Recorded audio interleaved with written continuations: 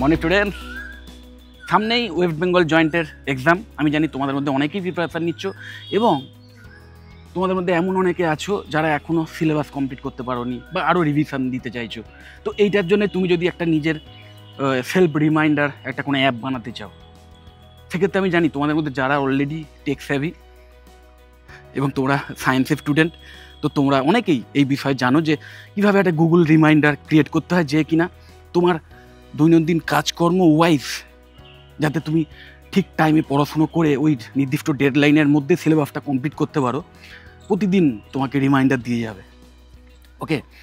এবং সেটা সম্ভব হবে কীভাবে না, জাস্ট তুমি দুটো এপিআই কি ইউজ করেছো, একটা ওপেন এআইয়ের যদি চ্যাট জিপিটি কে ইউজ করে থাকো, আর একটা তোমার গুগল ক্যালেন্ডারের যে এপিআই, এই দুটোকে ইউজ করে যদি তুমি ছোটোখাটো কোডিং লিখতে জানো তাহলে তো কোডিংয়ের মাধ্যমেই করবে, আর না হলেও জেপিআরের মতো নো কোড কোনো অ্যাপ ইউজ করেছো। আমি জানি তোমরা স্মার্ট, তো এইরকম একটা ব্যাপার করে তুমি কিন্তু বাড়িতেই কাইন্ড অফ একটা ওই অটোমেশন সিস্টেম তৈরি করে নিয়েছো, একটা অ্যাপ্লিকেশান তৈরি করে নিয়েছো, এবং যেটা আজকের বড় বড় সমস্ত কোম্পানিতে, ছোটো বড়ো সমস্ত কোম্পানিতে ভীষণ ডিম্যান্ড। ইভেন এক লাইন কোড না লিখতে জানা অনেক ক্যান্ডিডেট, তারাও কিন্তু এই টাইপের অটোমেটেড বিভিন্ন অ্যাপ্লিকেশান বানিয়ে জাস্ট আরও অন্যান্য যে বড় বড় সফটওয়্যার রয়েছে, এই সফটওয়্যার প্ল্যাটফর্মগুলো রয়েছে, এআইয়ের প্ল্যাটফর্মগুলো রয়েছে, সেগুলোর এপিআই কি ইউজ করে এবং কিছু টেকনিক ইউজ করে তারা কিন্তু এই অটোমেশন সিস্টেমগুলো বানিয়ে দিচ্ছে বিভিন্ন কোম্পানির জন্য, দিয়ে দুর্দান্ত একটা রেমুনারেশন আর্ন করছে যদি তারা ফ্রিল্যান্স কাজ করে। এবং মাথায় রাখবে যে আজকের এই যে মানে অটোমেশন বিভিন্ন সফটওয়্যার বানানোর ডে টু ডে কাজে হেল্প করার জন্য এই সফটওয়্যারগুলো পার্টিকুলারলি কাস্টমাইজেবলভাবে বানানোর জন্যে যে এমপ্লয়ি, তার ডিম্যান্ড হিউজ। তো এটা আমি জাস্ট একটা উদাহরণ দিলাম যে কীভাবে আর্টিফিশিয়াল ইন্টেলিজেন্স আসার পর মানে এমপ্লয়মেন্টে একটা হিউজ চেঞ্জ এসছে, শিফট করে গেছে এবং একটা অন্য লেভেলের এমপ্লয়মেন্টের ডিম্যান্ড এসছে। এবং আমি তোমাদের বলবো, যারা তোমরা ক্লাস 12 স্টুডেন্ট এবং সামনেই তোমরা বিটেকের মতো কোর্সে অ্যাডমিশান নিতে চলেছো, তার জন্য বিভিন্ন এন্ট্রান্স এক্সাম দিয়েছো বা ভবিষ্যতে দেবে, এবং তোমরা এখনও ডিসিশান নিতে পারছো না যে কোন স্পেশালাইজেশানটা নেবো, তো তোমরা যদি ওই মানে আর্টিফিশিয়াল ইন্টেলিজেন্স, এমএল বা ডেটা সায়েন্স, এই টাইপের যে সাবজেক্টগুলো আছে, এইগুলো নিয়ে অনেক কিছু জানতে চাও এবং এই রিলেটেড যদি কেরিয়ার বিল্ড করতে চাও, তাহলে বেস্ট হবে বিটেক ইন সিএসসি অথবা BTech in CSC specialisation AI and DS অথবা এআই অ্যান্ড এমএল অবশ্যই। এবং এইগুলো যদি না পাও সেক্ষেত্রে ইসিও নিতে পারো, ওকে। ইসিতেও কিন্তু যথেষ্ট ইনডেপথে কোডিংয়ের নলেজ দেওয়া হয় এবং আর্টিফিশিয়াল ইন্টেলিজেন্স রিলেটেড বিভিন্ন সফটওয়্যার বা অ্যাপ্লিকেশানের নলেজও দেওয়া হয়। এবং মাথায় রাখতে হবে এটাই যে শুধু কিন্তু এই সিলেবাসের মধ্যে বসে থাকলে হবে না, তোমাদের এই যে মডার্ন টেকনোলজিগুলো ইউজ হচ্ছে এবং যেগুলোর এখন ডিম্যান্ড রয়েছে, যে সমস্ত স্কিল সেটগুলো, যে যারা খুব তাড়াতাড়ি এই টাইপের মানে একদম কাস্টমাইজেবল বা কাস্টমাইজড একটা অ্যাপ্লিকেশান বানিয়ে দিতে পারে, তাদের কিন্তু ভীষণ ডিম্যান্ড রয়েছে, এই টাইপের স্কিলের ভীষণ ডিম্যান্ড রয়েছে, ওকে। তো তোমরা করবে কি, 4টে বছরের মধ্যে প্রথম বছরটা তো ওই জেনারেল সমস্ত ইঞ্জিনিয়ারিং ডিপার্টমেন্ট সম্পর্কেও একটা নলেজ দেওয়া হয় আমি জানি প্রথম বছরে, এবং সেকেন্ড ইয়ার থেকে তোমরা কিন্তু অবশ্যই এরকম একটা পার্টিকুলার ফিল্ডকে টার্গেট করবে। কারণ মাথায় রাখবে এখানে কিন্তু শুধু তোমার ওই কোডিংয়ের নলেজ থাকলে হবে না, কোডিংয়ের নলেজ তো ব্যাকবোন লাগবেই। তোমরা ইঞ্জিনিয়ার হতে চলেছো, এআই ইঞ্জিনিয়ার অথবা ডেটা সায়েন্টিস্ট হতে চলেছো, সেখানে তোমাদের কোডিংয়ের ইনডেপথ নলেজ অবশ্যই লাগবে। কিন্তু মাথায় রাখবে তার সাথে সাথে এই অ্যাপ্লিকেশানগুলো যেটা তৈরি করতে বা এই অটোমেটেড যে সফটওয়্যারগুলো, এগুলো তৈরি করতে যেটা আরও এক্সট্রা লাগে সেটা হচ্ছে ক্রিয়েটিভ মাইন্ড। কারণ ভেবে দেখো, যে এক্সাম্পলটা প্রথমেই দিয়ে শুরু করলাম, এটাই যদি তোমাকে বানাতে হয় তাহলে তোমাকে তো অবশ্যই সেই সিলেবাসটা আগে দিতে হবে চ্যাট জিপিটিকে বা যে কোনো এরকম চ্যাটবটকে। দেওয়ার পর শুধু সেটা দিলেই কিন্তু হলো না, তার সাথে সাথে এটাও দিতে হবে যে তুমি ডে টু ডে কী কী কাজকর্ম করো রেগুলার বা করতে পারো, বা অমুক দিনে যদি তোমার কোনো জায়গায় অন্য কোনো কাজ থাকে সেটাও তোমাকে জানাতে হবে। কখন ঘুম থেকে ওঠো, কখন দাঁত মাজো, অমুক তমুক প্রাতঃকৃত্যা দিয়ে এই সমস্ত তো জানাতে হবেই, ডে টু ডে যা যা কাজ। এবং এটাও তোমাকে যদি তুমি বলে দিতে পারো যে আমার অমুক সাবজেক্টের উপর উইকনেস আছে, ওটা বুঝতে আমার সময় লাগে, মানে ওটা খুব তাড়াতাড়ি বুঝে যায়, এই টাইপের ব্যাপারগুলো যদি এক্সট্রা বুঝিয়ে দিতে পারো, মানে ভ্যারিয়েবলস, সব কিছু তো আর একদম মেশিনের মতো হয় না লাইফে। সব কিছু জীবনে যে কাজগুলো চলে প্রতিদিন দৈনন্দিন কাজকর্ম, বাট প্রতিটা মানুষ তারা কিন্তু আলাদা হয়, তাদের মধ্যে অনেক ভেরিয়েবলস থাকে। তো সেই ভেরিয়েবলসগুলো যত তুমি ওই যখন স্ক্রিপ্টটা জেনারেট করছে আর কি, যখন ChatGPT মানে তার আগে ওরা যখন ওই শিডিউলটা বানাচ্ছে, তার আগে যদি তুমি এই ভেরিয়েবল যত দিয়ে দিতে পারবে, তত কিন্তু স্ট্রংভাবে তোমাকে তারা মানে সে আর কি ওই রুটিনটা বানিয়ে দিতে পারবে, যে রুটিনটা খুব বাস্তবসম্মত হবে, যেটা তুমি কাজে লাগাতে পারবে। তো এটা আমি জাস্ট একটা উদাহরণ হিসেবে তোমাদের দিলাম। তো এই টাইপের যে ক্রিয়েটিভ মাইন্ড, এটাও কিন্তু ভীষণ ইম্পর্টেন্ট।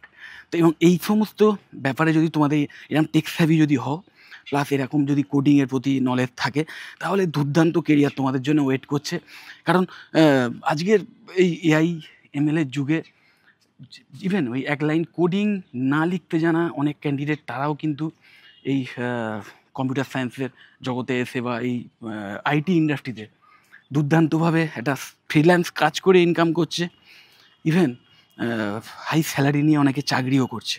এটা কিন্তু মাথায় রাখবে। নিশ্চয়ই জানো যে গুগল, ফেসবুকের মতো অনেক কোম্পানি, টেসলার মতো অনেক কোম্পানি, তারা ডিগ্রি দেখে না, তারা জাস্ট স্কিল সেট দেখে চাকরি দেয়। ওকে, তো সেখানে তোমাদের ডিগ্রিটাও থাকছে, যেটা আরও অ্যাড অন আমি বলবো। কারণ তোমরা সেই বিষয় নিয়েই 4 বছর ধরে ইনডেপথে পড়াশুনো করবে। তো সেই সুযোগটাকে কাজে লাগাও, তোমাদের এগিয়ে যাওয়ার চান্স অনেক বেশি। কারণ তোমরা একদম বিল্ডিং ব্লক থেকে শিখবে। তোমরা শুধু ওই অ্যাপ্লিকেশানগুলো কী করে ইউজ করতে হয় সেটা শিখবে না, তার সাথে সাথে ওই অ্যাপ্লিকেশানগুলো একদম যে সফটওয়্যারের মাধ্যমে তৈরি, যে কোডিংয়ের মাধ্যমে তৈরি, যে প্রোগ্রামিং ল্যাঙ্গুয়েজের মাধ্যমে তৈরি, সেই প্রোগ্রামিং ল্যাঙ্গুয়েজের খুঁটিনাটি সব কিছু শিখবে। তার ফলে তোমাদের যে কোনো বিষয়কে কাস্টমাইজ করার যে ক্ষমতাটা, সেটা আরও অনেক বেটার হবে। কারণ তোমরা অনেক বেশি সেটাকে এডিট করতে পারবে, সেটাকে আরও বেশি pin pointed for the customer করে তুলতে পারবে, ওকে, কনজিউমার করে তুলতে পারবে, যার ফলে তোমাদের গ্রহণযোগ্যতা অনেক বেশি হবে। তোমাদের চাকরির ক্ষেত্রে তোমাদের যে স্যালারি বলো বা তোমাদের কেরিয়ার পাথটাকে আরও টপ লেভেলে যাওয়ার যে ব্যাপারটা, কেরিয়ার গ্রোথ বলো, এগুলো অনেক বেশি হবে। পড়াশুনোর সাথে সাথে সিলেবাসের যে পড়াশুনো, সেগুলো সাথে সাথে এইগুলো নিয়ে যে অনলাইন রিসোর্স রয়েছে, আমি অবশ্যই কিছু ভালো টিউটোরিয়ালসের লিঙ্ক আমার এই ভিডিও ডেসক্রিপশান বক্সে দিয়ে দেবো। তোমরা অবশ্যই সেইগুলো ফলো করবে। এছাড়াও আরও অনেক টিউটোরিয়ালস ভরে আছে, এবং শুধু টিউটোরিয়ালস নয়, সেই টিউটোরিয়ালসগুলো ইউজ করে রিয়েল লাইফ প্রজেক্ট বানানোর জন্য বিভিন্ন প্ল্যাটফর্মও আছে, নিশ্চয়ই জানো। যেমন গিটহাবের মতো যে প্ল্যাটফর্মগুলো, যেখানে তোমরা এরকম রিয়েল লাইফ প্রজেক্ট বানিয়ে বা এরকম অ্যাপ বানিয়ে সেটাকে আপলোড করতে পারবে, সেটাকে শোকেসিং করতে পারবে, যেগুলো কিনা তোমার ওই ভবিষ্যতে চাকরি পেতে অনেক এক্সট্রা একটা হেল্প দেবে। কারণ ওই যেটা বলেছিলাম যে আজকের অনেক কোম্পানি, টপ লেভেলের কোম্পানি, তারা কিন্তু মানে ডিগ্রির চেয়েও বেশি অনেক অনেক বেশি মানে গুরুত্ব দেয় স্কিলকে। তো তোমার যদি সেই স্কিল আছে, সেই স্কিলের মাধ্যমে অলরেডি তুমি একটা প্রজেক্ট বানিয়েছো, লাইভ প্রজেক্ট, যেটা কিনা তুমি যদি শো করতে পারো তাদেরকে, ওই প্লেসমেন্টের ইন্টারভিউ যখন হবে, প্লেসমেন্ট টাইপে, তখন যদি শো করতে পারো, তখন তোমার কিন্তু চাকরি পাওয়ার চান্স যেমন অনেক বেশি থাকবে, তেমন হাই স্যালারি নিয়ে চাকরি পাওয়ার চান্স অনেক বেশি থাকবে। ওকে, তো যাই হোক, তোমরা খুব ভালোভাবে প্রিপারেশান নাও এই এন্ট্রান্স এক্সামগুলোর। এখনও অ্যাডভান্সের মতো এক্সাম তো বাকি আছেই, WBJEর এক্সামও বাকি আছে। ভালোভাবে এক্সাম দাও এবং চেষ্টা করো যতটা সম্ভব ভালো র্যাঙ্ক তোলার, এবং সেই র্যাঙ্ক ওয়াইজ একদম তোমাদের পছন্দ মতো কলেজে অ্যাডমিশান নাও। এবং ওই কোনো কারণে র্যাঙ্ক যদি খারাপ হয়েও যায়, তাও নিজেকে ডিমোটিভেটেড করো না।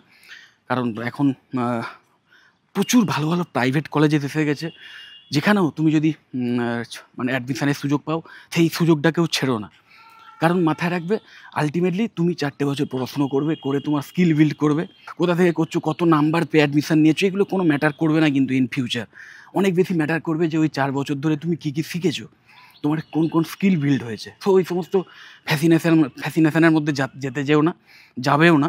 পড়াশুনোটা ভালো করে করো, চেষ্টা করো তোমার পছন্দের কলেজে পাওয়ার। যদি না পাও, যে কলেজে পাচ্ছ সেই কলেজেই নাও, এবং চেষ্টা করো যে বিটেক, সিএসসি, AIDS, AIML অথবা ECE, এই কোটার মধ্যেই একটা স্পেশালাইজেশন চয়েস করা। বিশেষ করে তোমরা যারা কম্পিউটার সায়েন্স বা IT রিলেটেড কেরিয়ার তৈরি করছো, তাদের জন্য আমি এটা বলছি না যে অন্যান্য স্পেশালাইজেশনগুলো করলে চাকরি হবে না।